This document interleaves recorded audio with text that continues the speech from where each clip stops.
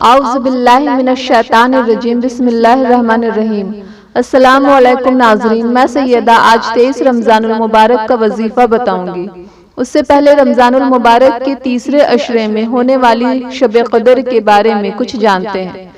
شب قدر انتہائی برکت والی رات ہے۔ اس کو لیلۃ القدر اس لیے کہا جاتا ہے، اس میں پورے سال کے احکام نافذ کیے جاتے ہیں اور فرشتوں کو سال بھر کے کاموں اور خدمت پر مامور کیا جاتا ہے، اور یہ بھی کہا گیا ہے کہ اس شب میں نیک اعمال مقبول ہوتے ہیں اور بارگاہ الہی میں ان کی قدر کی جاتی ہے، اس لیے اس راتوں کو لیلۃ القدر کہتے ہیں۔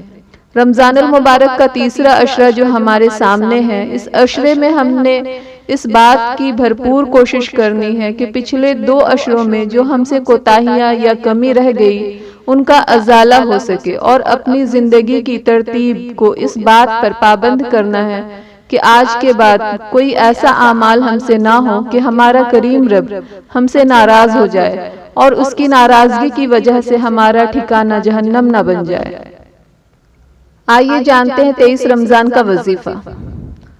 اس سے پہلے ایک التجا ہے آپ سے، ویڈیو پسند آیا تو لائک اور شیئر ضرور کریں، اور آپ میرے چینل پر نئے ہیں تو سبسکرائب کریں اور بیل آئیکن پر آل کلک کریں۔ ویڈیو کیسا لگا کمنٹ باکس میں ضرور بتائیں۔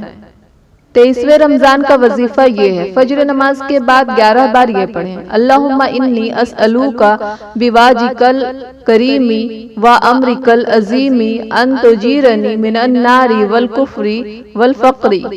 ظہر کی نماز کے بعد 7 بار یہ پڑھیں، اللہم انی اسألوک بنعماتک السابغۃ علی وآلائک الحسان الذی ابتلیتنی بہ وفضلک العظیم الذی افضلت علی ان تدخلنی الجنۃ بمنک وفضلک ورحمتک۔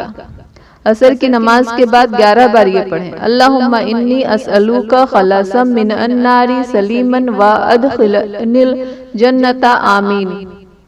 مغرب کی نماز کے بعد 11 بار یہ پڑھیں، سبحانک اللہم۔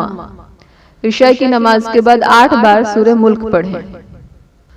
ناظرین، کل انشاءاللہ میں 24 رمضان کا وظیفہ بتاؤں گی۔ جزاک اللہ خیر۔ السلام علیکم۔